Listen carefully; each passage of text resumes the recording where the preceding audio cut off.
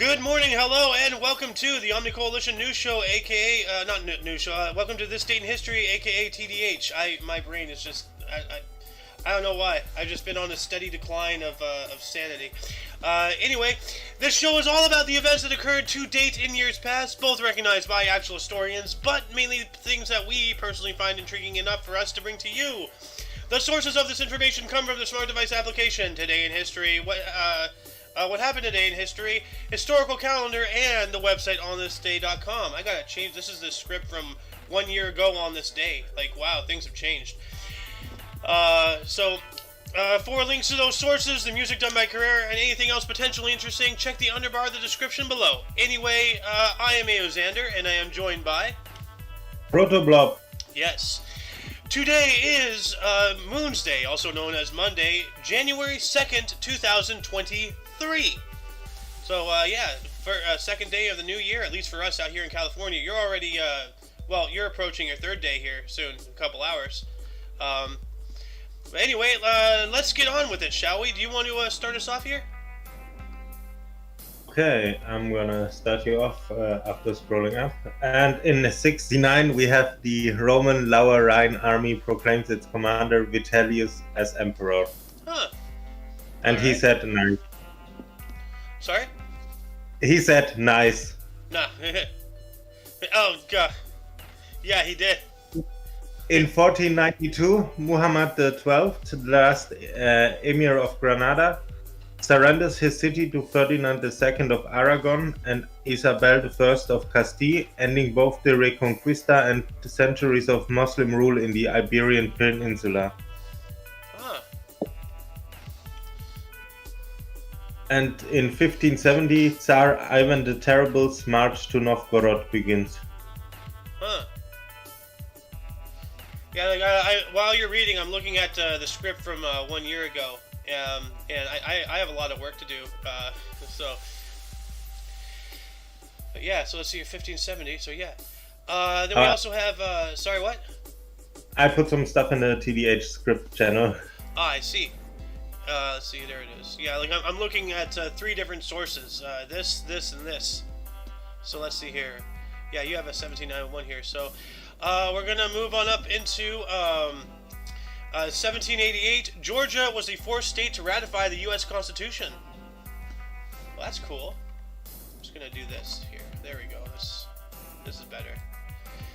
And we also have in 1791, Big Bottom Massacre in the Ohio country, marking the beginning of the Northwest Indian War. Ooh. That's not good. The Big Bottom Massacre. Let's look that up, and I don't think that's a Big Bottom anybody wants. Yes. That's not what we want. It was near present-day Stockport, now in Morgan County, Ohio, in the U.S. And let's see here. There's 12 to 14 killed. So, that's not good. For further reading on the Big Bottom Massacre, please refer to the underbar of the description below. The link to this wiki will be in there right now. So, but let's see here. We also have...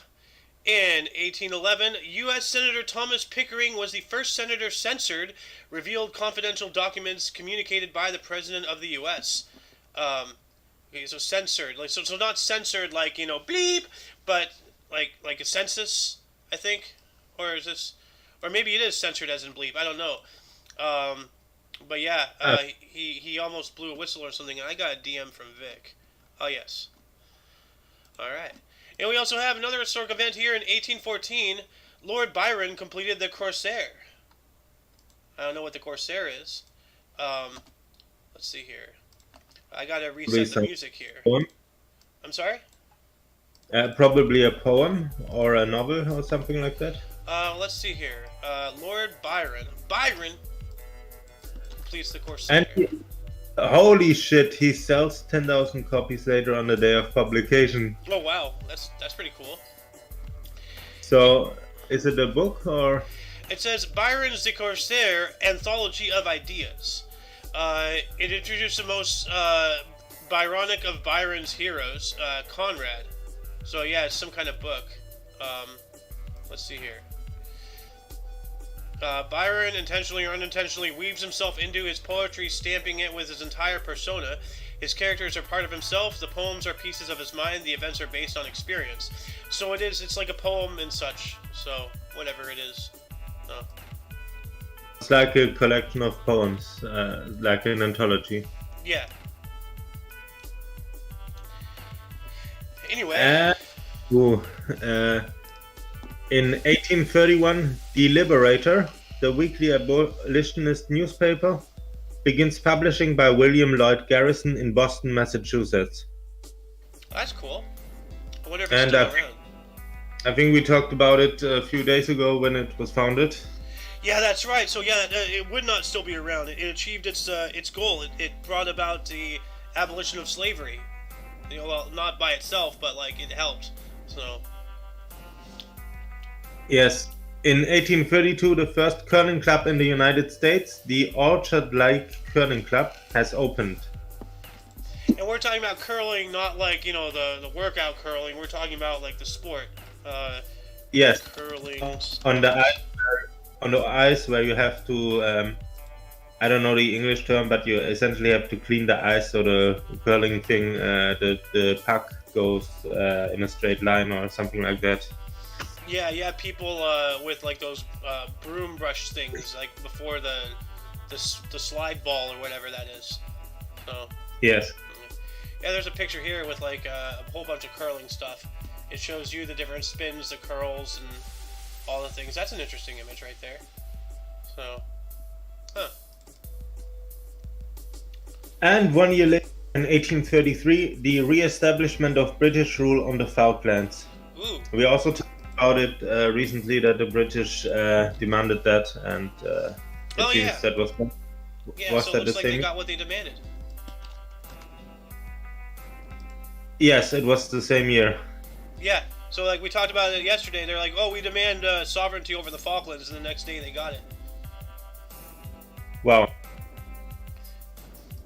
And it's your turn again, I think. Okay. In 1839, we have the first photo of the moon taken by French photographer Louis Daguerre.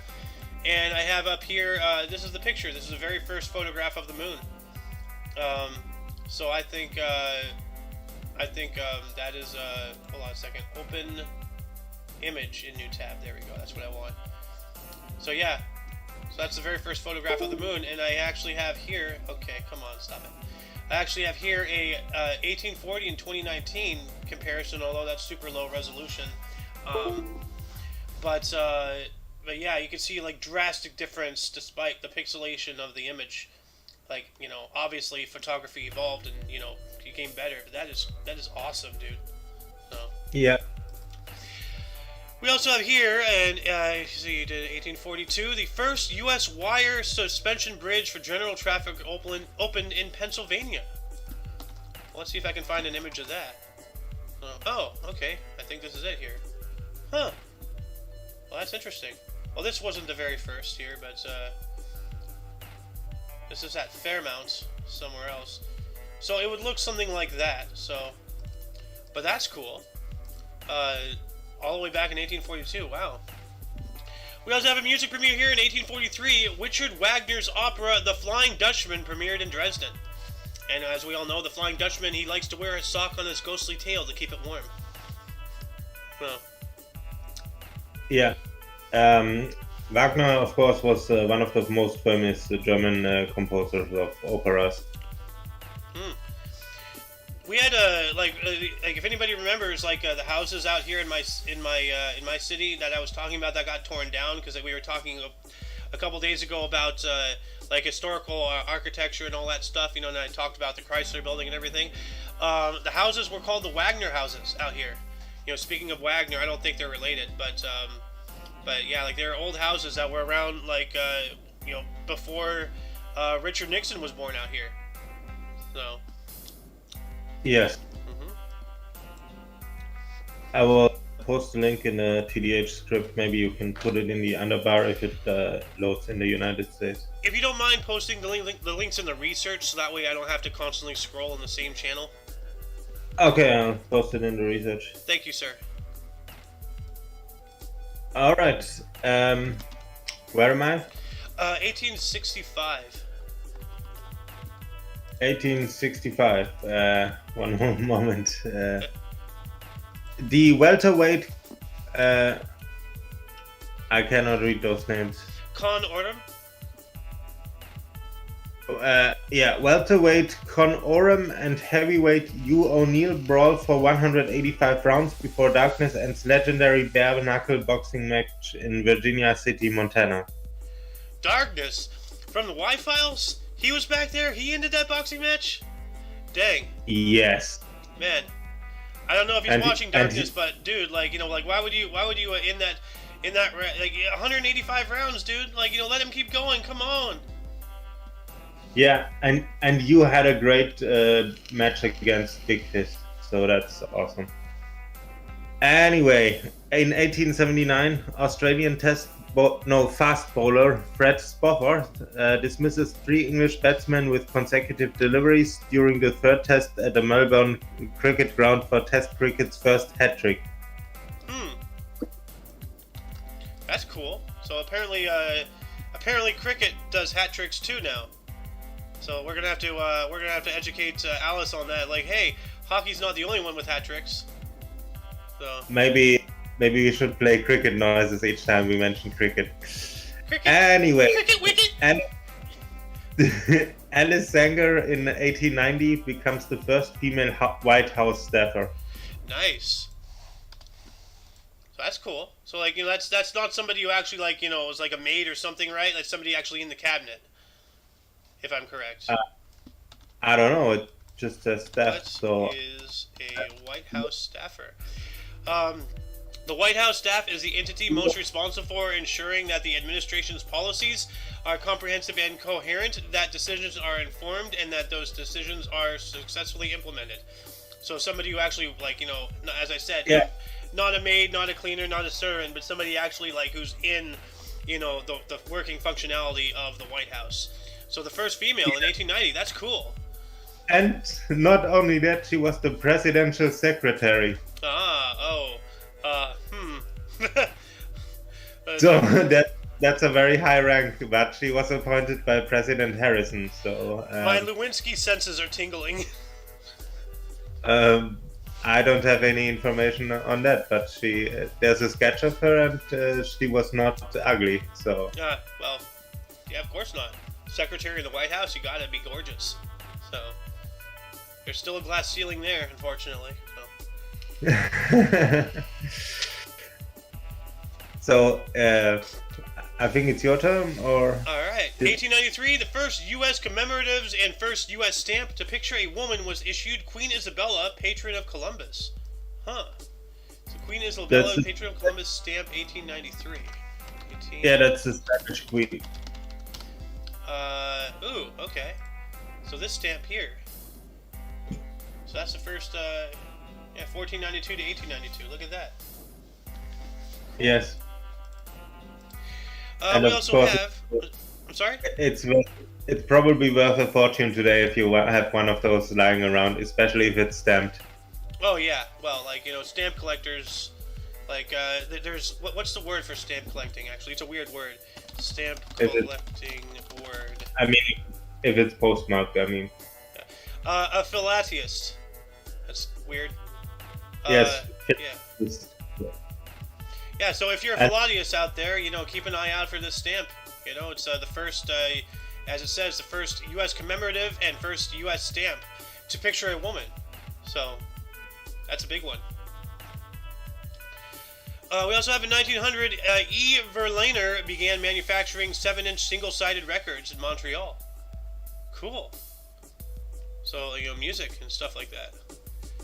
Yes, I think so. Yeah. You know, single-sided records, like, there's no other reason to have records, you know, other than music.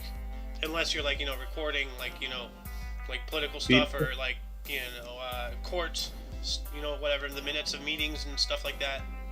Well, you could record the sound that is played together with movies. That is true, yeah. Instead of relying on the pianist during the silent film era that Alice was talking about the other day. Oh, shit. We also have up here in 1903, U.S. President Theodore Roosevelt shut down the post office in Indianola, Mississippi, for refusing to accept its appointed postmistress because she was black. Wow. What?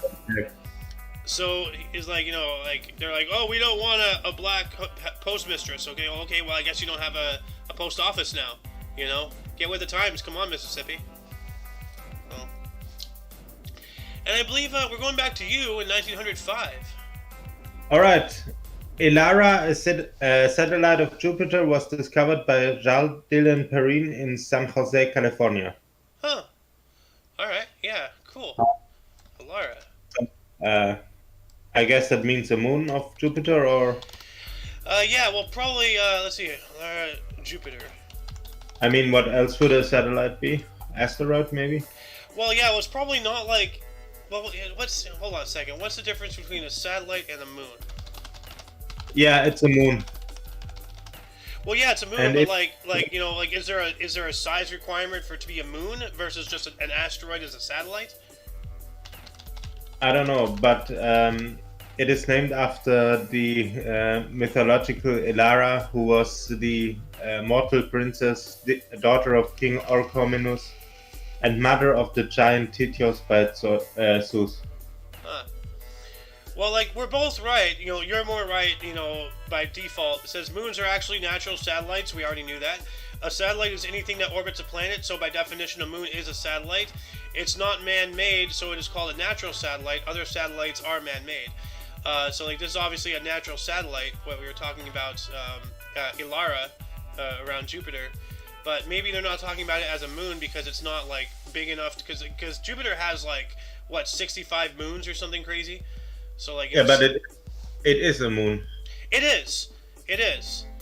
So yeah. I was just wondering, if because a moon is a satellite, but is a satellite a moon? I was just wondering, is there a size discrepancy or whatever? But apparently not. So also until 1975, it was simply known as Jupiter 7. It has a mean radius of just 43 kilometers, that's 27 miles. So it is 2% of the size of the moon Europa. Europa, yeah. Yeah. That's really small. But hey, that's cool, discovered in California. Nice. Oh, so actually asteroids can also be moons, it seems. Yeah, that's why I'm saying, satellites, moons, asteroids. We need to start having better definitions. We can't have 3 words meaning the same thing. English, stop Englishing. It says that moon might actually be an asteroid. Yeah, probably a captured asteroid. Yeah. So. Anyway, our viewers are invited to post their knowledge about it on the comments. Yep. In 1906, Willis Carter receives the United States patent for the world's first air conditioner. Nice. And we talked about yesterday the first office building with an air conditioner. Yeah, that was 1922, right? Or something? Yeah. Yeah. Something like that. Yeah, so we were doing that about with the introduction of Oka during our extravaganza on Saturday evening. So. Yeah. We also have some sports history. In 1912, International Lawn Tennis Challenge in Christchurch, New Zealand. Norman Brooks and Alfred Dunlop defeated U.S. Maurice McLaughlin and Beals Wright 6-4, 5-7, 7-5, 6-4. That's weird. Australasia unassailable 3-0 lead wins with 4-0. So yeah, they slammed him. We also have in 1913, Mahatma Gandhi left the Tolstoy farm in Transvaal, South Africa. All right. Whatever he was doing at that farm, his job was complete, I guess. And we have some sports history in 1918. After repeated clashes over pay with the Brooklyn Robins owner Charlie Ebbets, star right fielder and future Baseball Hall of Fame manager Casey Stengel was traded to the Pittsburgh Pirates. Arrgh. I didn't know Pirates worked in trade. I thought they just took. So. Yeah. And I believe that was my 3. Yes. In 1921, the first religious service radio broadcast in the United States by KDKA Pittsburgh. Huh. So if if you want to hear your religious service radio, you know where now. Yeah. If they are still around, we don't know. You know what? Let me see if they are. Hold on. KDKA Pittsburgh. KDKA ADM radio station. It is a Class A clear channel AM radio station owned and operated by Audacity Inc. And licensed to Pittsburgh, Pennsylvania, United States. Its radio studios are located at the combined Audacity Pittsburgh facility in the Foster Plaza on Holiday Drive in Green Tree, and its transmitter site is in Allison Park. They are a talk radio, all news radio, so they're no longer doing religious stuff, it seems. So, but things change, you know. But that wireless transmission through the air did stay around, it seems. Well, yeah. In 1929, the United States and Canada agreed to preserve the Niagara Falls. Niagara Falls. Slowly I turn. Yeah, they're also the site of not they, but the surrounding area of important sports events such as the World Series of Poker. And in 1933, our favorite cricket legend, the Bradman, holds off England's hostile pace bowling to score an unbeaten 103, leading Australia to a 111-run victory in the second bodyline test at the Melbourne Cricket Ground. Oh, nice. Cricket. So now you know why he was knighted. He did whatever that said. Yeah, 103 leading. Dang, dude, that's. I mean, like, it's cricket legend. Yeah. Like, I kind of do it, but at this point, I kind of don't want to understand cricket. But like, you know, like I want to understand it a little bit so I can fully appreciate how awesome this guy was. So. Yeah, and because nobody understood it either, and they had to drink one over it. In 1934, the first state liquor store opens in Pennsylvania. Dang. So yeah, they couldn't get over it, and 1 year later they just started drinking. At least they waited a while. So. Yeah. And unfortunately, another year later, in 1935, Bruno Hauptmann trial begins for kidnapped murder of Charles Lindbergh's baby. Yeah, that is a tragedy about the whole Lindbergh baby, but we've spoken about this before. Charles Lindbergh was a Nazi supporter. He actually, he was out in Germany, and he talked with several of the higher ups in the Nazi Party in the early 30s in Germany, and actually said a lot of anti-Jewish remarks, and he was a supporter of getting rid of them, and what Hitler's initial plan was. Look, even if it was Hitler himself, if his baby was murdered, I would want the guy that did it brought to justice. I agree. That's why I said, it's a tragedy that the child was involved, because, it wasn't, it was a different life. But I'm saying, now, I have no idea. I haven't looked into it, and maybe the motive, is known. But I would say probably because, because he's an American hero. A lot of people, Charles Lindbergh, blah, blah, blah. But, there's skeletons in the closet, and maybe someone's like, oh, hey, let's fight against this Nazi, So, I don't know. I don't think that was the. It was a German immigrant, Bruno Richard Hauptmann. He was sentenced to death and executed, but let me see. All right. While you're looking at that, I'm going to go say something to Dad real quick. Hold on. Yeah.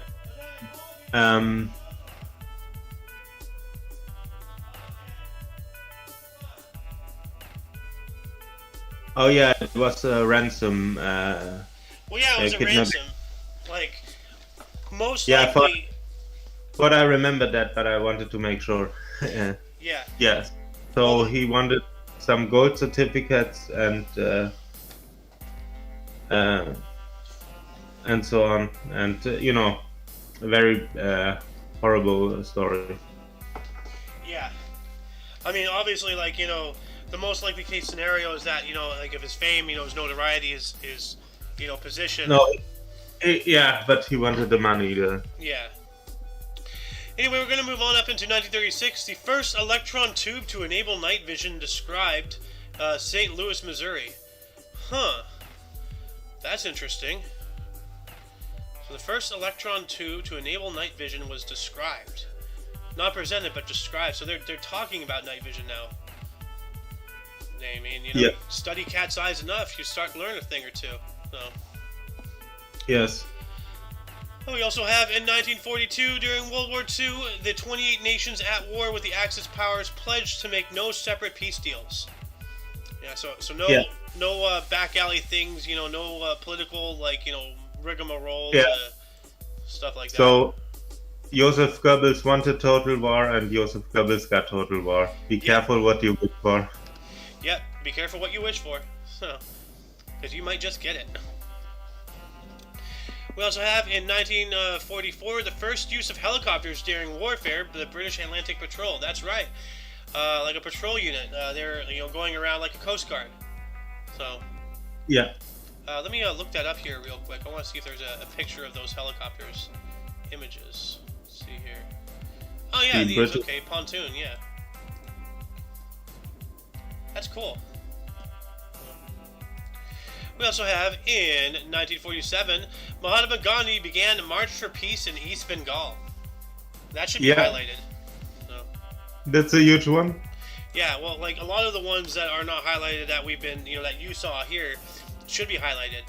So maybe we should start like making our own source, like making our own On This Day website, Yeah, it was his final march, I think, for peace, because just a bit over a year later he was assassinated. Oh, that's unfortunate. Oh. But hey, when they're trying to kill you, when they're trying to shut you down, when they're trying to do something against you, you're doing something right. Yeah. Anyway, in 1957, in the first of 4 meetings between the fighters, Gene Fullmer wins the world middleweight boxing title with a 15-round unanimous decision over Sugar Ray Robinson in New York Madison Square Garden. Huh. We talked about it before, but Sugar Ray also was mentioned in We Didn't Start a Fire by Billy Joel. We didn't start the fire. Speaking of great music, in 1958, Dmitri Shostakovich's second piano concert premieres in New York. So we have Mr. Shostakovich again. Mr. Shostakovich.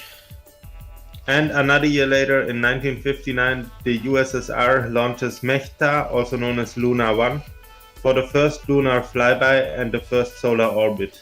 Once again, the Soviet Union kicking our ass in the space race, among other things. So. Yeah. We also have, in 1960, Senator John F. Kennedy announced his candidacy for U.S. presidency. Which is actually quite fitting, because he said, before the end of this decade, we will put a man on the moon. Not because it is easy, but because it is hard. Yeah. Yep. Pardon me, had to sneeze. We also have in 1964, we have a failed assassination attempt on President Kwame Nkrumah of Ghana. The first president of Ghana. Dang, they waste no time there. Like, first president, assassination, let's go. Yeah. Like, wow. Yeah. And then 1965, speaking of assassinations, someone who will eventually, unfortunately, will receive one of those, we have Martin Luther King Jr. began a drive to register black voters. Yes. Yes. So. Yeah. And, one of the greatest Christian activists of the 20th century. Yeah. And then in 1965, we have the New York Jets sign future Pro Football Hall of Fame quarterback Joe Namath to a $427,000 contract over 3 years, pro football record at the time. So $427,000 in 1965 would be the equivalent of what today? $4,039,691.11 today, which for a 3-year contract seems a little bit on the low side, especially for football. So that seems very much on the low side, unless you're just a bench warmer, it was a record at the time. Yeah. That has since been outrageously broken over and over and over again. So. Yes. In 1966, the first Jewish child was born in Spain since the 1492 expulsion. So that was the same year in which Columbus rediscovered America. Yeah. So let's see here. 1966 minus 1492. It took 474 years for the Jews to begin having children again in Spain. That is. Yeah. That is horrible. Yeah, that is awful. Like, dang. Oh. Yeah. Jeez. In 1968, Cecil Day-Lewis is appointed as British Poet Laureate by Queen Elizabeth II. We talked about that before, what that office means. Yeah, British Poet Laureate is essentially like, like a poet writer, speech writer, like something to do with like the textile, literature stuff, in the actual office. The governing body of the UK. So. And the South African cardiac surgeon in the 1968, Christian Barnard, performs the world's second heart transplant on Philip Bleibauch. All right. Hopefully this one was a little bit more successful, because the first heart transplant, I believe, that's the one that he lived for like another 8 or 11 months or something, and then he died of something else. But probably his body was in shock, and it didn't really know how to treat him, as well as we know today, obviously, post surgery and such. But it depends on what you would consider more successful. He only lived to August 1969. Well, this 1969 is really concerning here. So that's 18 months after the heart was transplanted. Yeah, okay. Anyway, I had my 3, so it's your turn. 1969, Australian Rupert Murdoch gained control of the news of the world. That is very worrisome right there. Rupert Murdoch is, of course, the guy who owns Fox News as well as Sky News Australia. He is a known raging liberal leftist, guy, and that makes me wonder, like how could a news organization that's apparently the voice of the right be owned and controlled by someone from the left? Wait a minute. What better way? If you allow my conspiracy theory, Fox News is controlled opposition. Oh yeah, no, that's exactly what I'm saying. Like, what better way than to manipulate the minds of the people who are against you politically or oppose you or otherwise not on your side, than to control those that they watch, that they idolize, that they look up to, Not just Fox News, but Sky News Australia, as I said, and several other news outlets and everything that are supposed right-wing are owned by a lefter. So nobody looks into that. This is the same reason why I'm highly suspicious about, Orange Man and Rocket Man. So, let's see here. We also have in 1969, the once influential daily sports newspaper Soviet Sport declared Czech superstar distance runner Emil Zapotek a public enemy after he supported Democratic wing of the Communist Party at the start of the Prague Spring. Ooh. Yeah, you gotta be careful. Yeah. So. We also have in 1972, Mariner 9.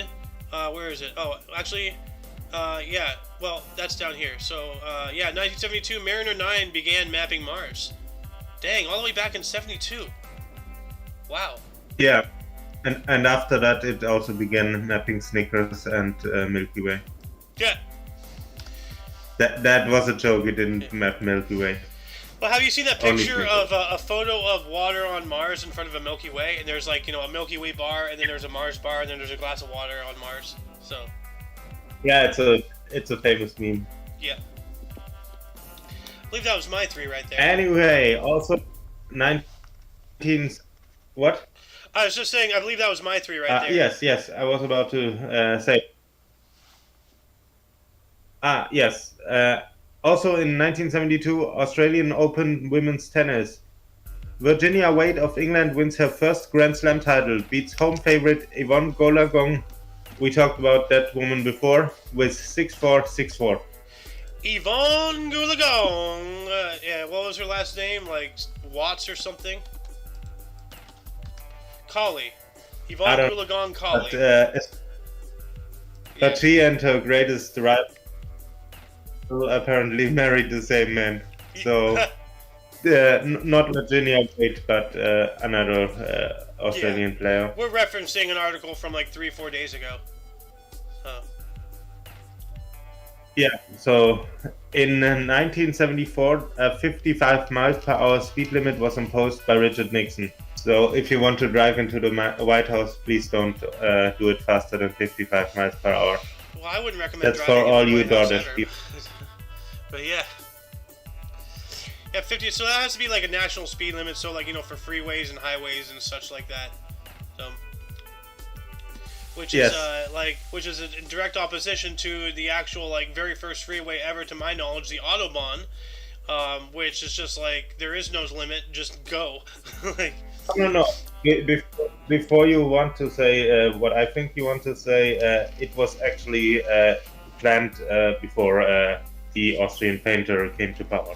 oh no, I wasn't gonna talk about that. I was just saying like the Autobahn itself. Like I think recently they finally did impose a speed limit, or sometime in the 90s or 70s. I don't know. No, they didn't. Okay. But it's wild thinking about like, you know, those huge trucks, like, you know, going down the freeway at 90 miles an hour, you know. Yeah, but because of some racing accidents in the past, they want to limit the speed now to 200 kilometers per hour, which is, let me check it quickly how many miles that is. 124.3 miles per hour would that be. Yeah, that's pretty fast. So that's still pretty fast, but it's not so fast anymore that you lose completely control over the car. Yeah, well, out here, at least in California, the speed limit on the freeway is 70 miles an hour. So that's like half. It depends on how the way goes. You know, the road. Yeah. There are some places where there are speed limits because otherwise it would be too dangerous. Yeah. But that would be the first general speed limit. Mm-hmm. In 1974, the worst fire in Argentine history destroys 1.2 million acres. That is a lot of acres right there. So don't buy anything from established Argentine titles anymore because it was all burned down in 1974. Oh my god. I kind of really wish AJ was like watching this show, just like, oh jeez. Established AJs. No, I said established Argentine titles. Yeah. No, yeah, established Argentine titles. There's also established AJs, established blobs, established this, so many established things. And, I love it. And established your turn again. And established 1975, we have the U.S. Department of Interior designated the grizzly bear as a threatened species. Nice. Grizzly bear is, of course, I believe, what's on the flag of California, if it's not the brown bear. Actually, hold on a second.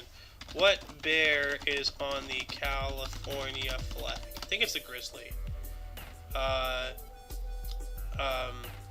So, Monarch the bear. What was he? Is it... Yeah, it was a grizzly bear. Okay. So, yeah.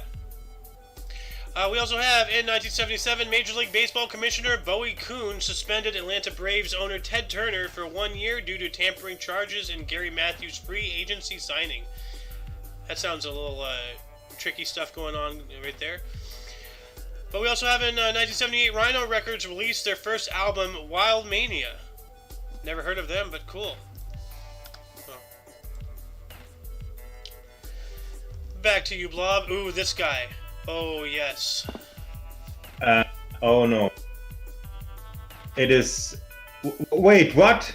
Yeah. In 1979, Sid Vicious' trial for murder of girlfriend Nancy Spungen begins. I didn't know he murdered his girlfriend. Yeah, like, I didn't know either. Alice told me about that, like, a couple months ago or so. Sid Vicious, living up to his name, murdering somebody, you know? But... Wait, what? Yeah, he killed his girlfriend, and he spent time behind bars. Actually, no, he died of a heroin overdose, I think, at the age of 21. before he even served, I think. I'm not entirely sure. But dang, 21, man, he threw his life away. Wow. So. Wow. What? Oh my god, and they sold t-shirts with the slogan, "She's dead, I'm alive, I'm yours." Well, that didn't age well. Neither did Sid Vicious. Yeah, that's why it didn't age well. Oh my god. Holy Jesus. Yeah. Wow. Let's continue before we... Yeah. That was really vicious. In the 1980 Australian Open men's tennis, Guillermo Vilas retains title for the fourth and last Grand Slam win. He beats American John Sadri with 7-6, 6-3, and 6-2. Oh dang! I know someone who's 6'2". Yeah, so the 7-6 thing was likely tie breaking. Yeah, it has to have been. Yeah. And oh, that sounds interesting. I'll take that one also. In 1982, the Epic in Miami, in 85-degree heat Fahrenheit, the San Diego Chargers defeat the Miami Dolphins 41-38 in overtime in the AFC Divisional Playoff game. A game that set numerous playoff scoring records. Dang, and yeah, that should be an eye opener. 1982, 85 degrees, January 2nd. That is not winter weather, at all. San Diego, that's just a hour and a half, 2-hour drive south of me. So. We also have at that same time in 1982, we have the Australian Open women's tennis. Martina Navratilova, I can't pronounce her name, Navratilova, won her first of 3 Australian singles crowns, defeated Chris Everett Lloyd 6-7, 6-4, 7-5. Well, look at that, mate. Yeah. So she was back after the first match, but she turned it around. Now, hold on a second, mate. We were talking about tiebreakers and stuff, the 7-6 from 1980 here, another Australian Open. But tiebreakers are supposed to happen at 6-6. This is 7-5. What's going on with this? Wow. Yeah, that's strange. So, anyway, let's move on up here. In 1993, Annie, I'm still in my Austria. 1983, Annie closed at the Alvin Theater in New York City after 2,377 performances. Holy crap! And why does it not have awards? Usually, with that much, it'd have Tonys and Grammys and other awards. No awards. So that's weird. Are you sure it didn't have any awards? Maybe it did. I'm not sure. Is this Annie, Little Orphan Annie or something? Is it what? Is this Annie from Little Orphan Annie? Is that what this play is about? Oh, yes. Okay, so it must have won awards. It's loosely based on that. Little Orphan Annie. All right. And we also have another musical finale here in 1983. Duke Ellington's musical Sophisticated Ladies closed at Lunt-Fontanne in New York City after 767 performances. That's pretty good too. So. Oh, lots and lots of productions of Annie. Yes. Right back to you, Mr. Blob. Wow. All right. We have in 1984 a coup d'etat in Nigeria. Major General Muhammadu Buhari is declared head of state in Nigeria following a military coup. All right. That doesn't sound very stable. No. So there was a military coup and then he was declared. So he got put in, non-elected takeover. Yeah. Also, did we skip over a few? I do not believe so. I've been keeping my eye on this on the other scripts section that you wrote, and I've been because what I do now is I actually copy and paste what you put down and I put it in Oh no! I was looking at stuff while you wrote. read those three. Okay. Okay. So, in 1985, Egyptian President Hosni Mubarak reappoints Coptic Pope Shenouda III. Oh, Yeah. The Coptic, they are some Christians, I think. One of those. Well, anyway, let's go on because all right. our viewers probably can look it up if they want. Yeah.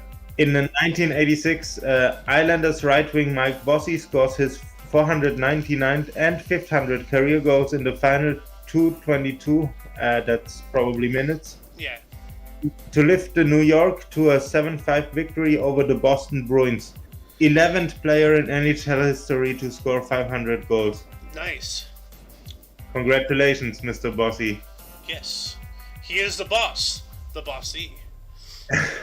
Yes. We also have in 1987, the year that I was born, troops of Chadian President Hissene Habre conquered the Fada Oasis. All right, go Chad, or dictator of Chad. So not good. So they're overtaking things. So that's war. We also have in 1988, Mulroney and Reagan signed Canada-U.S. Free Trade Agreement. I guess it has to be before NAFTA. When was NAFTA? Wasn't it the same year? 1994, yeah. No, NAFTA was 6 years later. So this is the U.S. and Canada, and then NAFTA, the North Atlantic Free Trade Agreement, is Canada, the U.S., and Mexico. Which, if you go from top to bottom, Canada, well, never mind. But yeah, no, Canada, United States, and then Mexico, it spells something that's kind of disgusting. So, then we also have pro wrestling here in 1990. Sting Jones Pro Wrestling legendary Four Horsemen, Ric Flair, Arn Anderson, and Ole Anderson. So, and with Sting, I guess. So. Not to be confused with a rock musiker of the same pseudonym. Ric Flair? No. Oh, Sting. Oh, Sting. Yeah. Yeah, different Sting. So, but just as venomous. I hope not. And in 1992, Australian cricket spin bowling great Shane Warne, we talked about him also before, 145 tests, 708 wickets and 194 ODIs, makes test debut versus India in third test at Sydney Cricket Ground. Cricket wicket. Yes. In 1993, opposing factions in the Bosnian conflict hold meetings with the aim of ending the 9-month conflict. Wow. Good. You wish it all ended there. Yeah. Well, like I hear that. Speaking of like you know, ending conflicts and such, I've heard that. Speaking of more current events here, so it's more news than history. But Ukraine is talking about maybe having some peace talks with Russia to finally end this thing. So, but yeah. Ukraine does the peace talks and Russia does not. 1995, the most distant galaxy yet discovered was found by scientists using the Keck telescope in Hawaii, estimated 15 billion light years away. Huh. Keck. So, if you want to fly there, it will cost you a lot and take a long time. Well, let's see here. Most distant galaxy. I mean the galaxy, not Hawaii. Yeah. It says the most distant galaxy is GNZ11. It is a high redshift galaxy found in the constellation Ursa Major. It is one of the farthest known galaxies from Earth ever discovered. So one of the. So what is the farthest galaxy? Well, it's the same one here. This was discovered in 2015, though. So this is later. So this apparently this furthest galaxy has since been broken. I think. I don't know. But. Well, I don't know. I don't know. So that's going to require a little bit of digging. So. Yeah. But you have one more, right? I think. I think I did my 3. Okay. We have 1996. The U.S. deployed troops in northern Bosnia with the intention of maintaining order and peace between Bosnian Serbs and Muslims, and that doesn't seem to have worked. So, I don't know. That entire area is just foobar. So, let's see here. I'm gonna do the split before we get into the 2000s. So, badoop.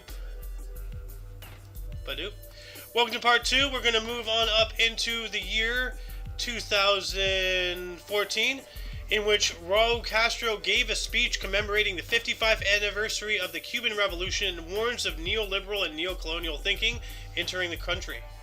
And yeah, you're very right about that.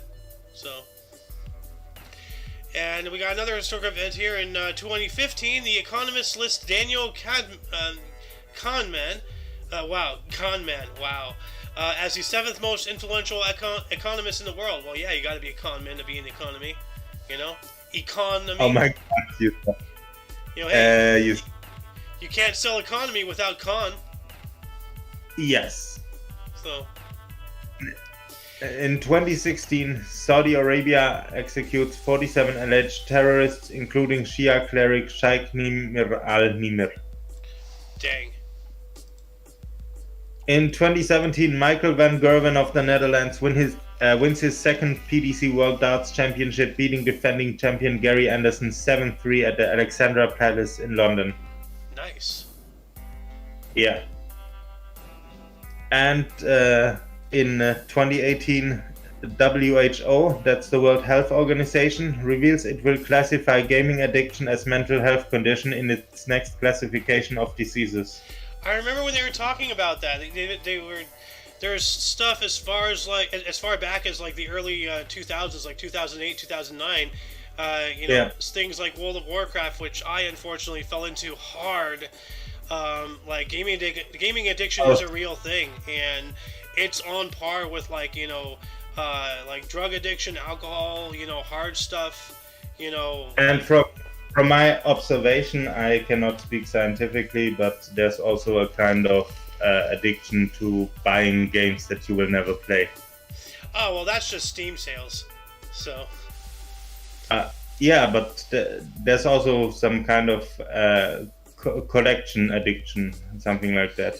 Yeah, well, like, some people out there, like, I don't know how, but they have, like, the entire collection of all, like the truck simulator or whatever, like, or like the train simulator game that has like 1,000 expansion packs or something like that. Yeah. It's absolutely baffling. So yeah, we're gonna move on up into 2019 as well. 2 women became the first ever to enter India's Sabrimala shrine in Kerala state after a law change promoting protests. So cool it's cool that the women were able to go in there. It's sad that there are so many people opposed to that. So you're not interested in Tim Cook? Oh, I had a brain fart. I overlooked him. 2019 as well.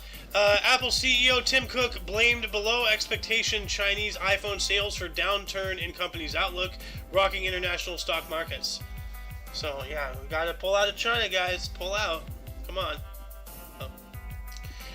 We also have in 2021, U.S. President Donald Trump said to Georgia's Secretary of State Brad Raffensperger, "I just want to find 11,780 votes, which is more than we have," in quotes, in a recording released by the Washington Post.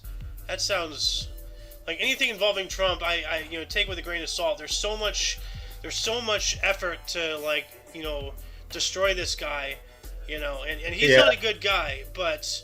I mean, wasn't the Washington Post behind this racist conspiracy theory about Russia having taken over the U.S. elections? Yeah, and that's after one of their own, Hillary Clinton, said, what was it, plutonium or something to Russia, or uranium. She sold like a bunch of uranium to Russia, but that's okay apparently because she's on the right side or the left side, whatever, So. Yeah. And I'm not even. I don't even want to take this 2022 one. This is bullshit. So. Yeah, that finishes the. Before we move on to the births and deaths, were there any articles, speaking to the audience, were there any articles that grabbed your attention more than most? Anything that you wish we elaborated more about? Anything you would have liked to say had you been on the show? Start a dialogue in the comments section. Let's get on up into births here. Do you want to start us off in 1642? Yes. One moment. Oh, I cannot. One moment. Now, in 1642, Mehmed IV, Turkish Sultan of the Ottoman Empire, from 1648 to 1687. He was born in Topkapi Palace in Constantinople and died in 1693. Huh. All right. Ooh, this And guy looks in familiar. what? I was just saying, this guy looks familiar. Yeah, in 1727 we have James Wolfe. He was a British army officer who defeated the French in Canada and captured Quebec. Born in Westerham, England, and he died already in 1759. Dang. So that's only a bit over 30 years. Yeah, let's see here. He was 32. Yeah, that's young. Huh. We also have Alice Mary Robinson, born on the state in 1854. She was an American educator, social worker, and the second woman in U.S. Congress, born in Tuolasi Mission, Indian Territory. Wow. So, like, you know, born in a Native American, territory reserve area. That's cool. We also have, who else was born on this date? Come on, give me something. There we go. Isaac Asimov, 1920, a Russian scientist and sci-fi writer, I, Robot, and Foundation trilogy. Born in Petrivi, Russia, dying in 1992. And is this the inspiration for the movie I, Robot? Yeah. All right. And he also wrote the wonderful, wonderful short story, The Last Question. Huh. Our readers, our viewers are welcome to read it. I wonder if there's a sequel called The Final Answer. That sequel was not by Asimov. Oh, yeah. Well, no, that's The Final Solution. That's something else. Like, I don't know if there's a... Bad jokes, bad jokes. What you gonna do? What you gonna do when my humor comes for you? I don't know. Yeah. So that's the only acceptable multivax that we can recommend to you. We will put it in the what is it called? The description, the underbar. I see it. I'm posting it right now. All right. In 1936, we have American country singer-songwriter Roger Miller. He wrote or sung "King of the Road" and "Dang Me." That's the actual song title. Yeah. He was born in Fort Worth, Texas. Nice. Yeah, he has 70s hair going on right there. Huh. Yeah. Familiar? This he, guy. Okay. In 1939, we have Jim Baker, or Baker, or however he's pronounced. It's his 84th birthday today. He's American televangelist, Assemblies of God, and the PTL Club, and convicted fraud. Oh, I wanted to make a joke, but he already is convicted. So he was born in Muskegon, Michigan. Yeah, he looks like a fraud. He has like, he kind of looks like his mouth. It's like the Jack Nicholson Joker. He kind of has that look with his mouth right there. So, Yeah. He looks like a fraud. Going to move on up into, let's see, 1961. We have Gabrielle Carteris, a U.S. actress. She was Andrea in Beverly Hills 90210. Born in Scottsdale, Arizona. I know, kind of where that is. I've had people over there. Actually, yeah. So she is 62nd. She's 62 years old today. So happy birthday to her. And then we also have Cuba Gooding Jr. Hey, look at that, 55 years old. Happy birthday to you too. Born on this date in 1968. He is a U.S. actor, Boys in the Hood, as well as Gladiator. Oh yeah, that's right. He played that guy in Gladiator. As Good as It Gets, Jerry Maguire, born in the Bronx, New York. And actually, no, he wasn't that one guy in Gladiator. He played, apparently, a character named Gladiator in Boys in the Hood. I'm not sure. Never saw that movie, though, but... I don't know. So, Let's continue also. Oh no, it's 1 year later. In 1969, we have the 54th birthday of Christy Turlington. She's an American model for Calvin Klein Eternity. She was born in San Francisco, California. I want to answer a question in my head. Cuba Gooding Jr., Gladiator. Let's see here. So let's see, images. Was he in the movie Gladiator? Okay, so no, he was, yeah, he was boxer Gladiator. Okay, so he wasn't that. He didn't play in like the Rome movie Gladiator. No. Sorry, I just wanted to get that out of my head. All right. In 1969 also, it was the birthday of Tommy Morrison, American boxer, WBO heavyweight title in 1993, and actor in Rocky V. He was born in Gravette, Arkansas, and he died in 2013. Did he play that Russian guy? Hold on a second. Rocky V. Rocky V. No, I guess he just played something else. I don't know who the Russian guy in Rocky V was. But, yeah. Alright. We also have, in today's bursts, we have Bryson Tiller, born on the state in 1993, is 30 years old. He is a U.S. singer and rapper. Don't Exchange Wild Thoughts, born in Louisville, Kentucky. Huh. And then we're going to just roll on into deaths here. I'm going to start us off in the year 17. I would have two more births that I found interesting, but okay, go for it. In 1946, we have Richard Cole, American tour manager for Led Zeppelin. And in 1975, we have Doug Robb, American singer for Hoobastank. One of their songs is The Reason. He was born in Agoura Hills, California. Oh, cool. Moving on into deaths, we have, in the year 17, we have Ovid, was a Roman poet, Metamorphosis, died at around the age of 59, it's unclear, so. But we also have, in 1904, so that's one hell of a time jump there, we have James Longstreet. He was a U.S. Confederate, or not U.S., an American Confederate general. Confederate wasn't U.S., Confederate States. First Corps ANV, whatever that is, died at the age of 82. So all the way in 1904, so wow. Who doesn't know the United States of Confederacy? Well, hey, I was born in an area that was formerly the CSA, so. Born in the CSA.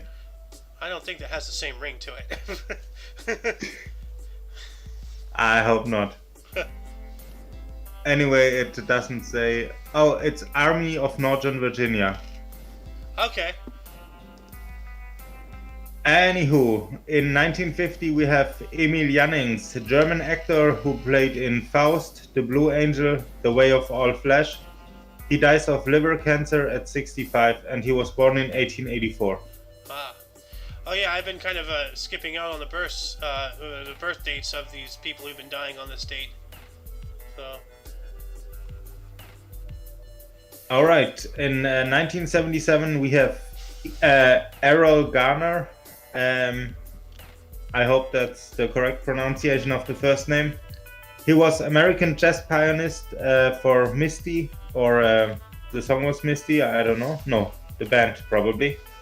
He died at 53, and he was born in 1923. Ah. Rest in peace to him. We also have Bill Veeck in 1986, a U.S. Baseball Hall of Fame executive, owner of the Chicago White Sox and the Cleveland Indians that got the World Series in 1948, as well as the St. Louis Browns. Died of lung cancer at the age of 71, and he was born in 1914. So damn, he owned 3 baseball teams. That's insane. Yeah, and maybe you can also take the one in 1981. 1981 here, we have David Lynch, a U.S. singer for the Platters, Twilight Time, Only You, and The Great Pretender, died of cancer at the age of 51. That's unfortunate. Wow, that's pretty young. If you see any other interesting one, feel free to take it. Otherwise, I think we're done for today. Oh, okay. Yeah, I'm just. we have in 2009 we have Judge Travolta, son of actors John Travolta and Kelly Preston, dies of a seizure at only 16 years Oh old. man, that sucks, dude.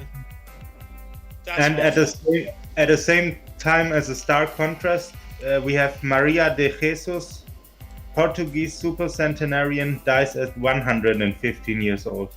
Wow, so she lived 99 years more than this guy did. Yeah. Dang. Let's see if there's man, it's kind of weird saying 2022 and realizing that that's the past. Like, time is just going by so quick.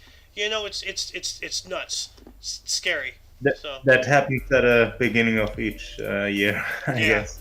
yeah. Well, anyway, Some- that shall sometime in conclude. March- Sometime in March, you will realize it's 2023. Yeah, that's how it takes. You know. And good luck, like, dude. Do you remember back in the day, like, you know, when you're like, you know, into school, you know, you're like writing down the date on your assignment, and you had to like scribble out the previous year, like, oh wait, no, we're in another year now. I think that happened a few times to me also. Yeah. Anyway, that shall conclude the show. Once again, you can check the underbar in the description for any links you may find interesting, including but not limited to all things Omni Coalition. Go check out all that stuff. For your dose of past events daily, we stream every day at 10 in the morning Pacific Time, which is 11 Mountain, 12 Central, 1 p.m. Eastern, and... 7 p.m. German time. Yep. For all of you and all of us, I am Xander. I am Protoblob. And you, of course, are you. And until you catch us tomorrow, or if you're interested in notable events, weather, and sports, we have a news show coming up in a few hours at 2 p.m. Pacific Time. So whenever you do see us, until then, don't forget to look right and left at every intersection, rate 5 thumbs, and subscribe. Toodles!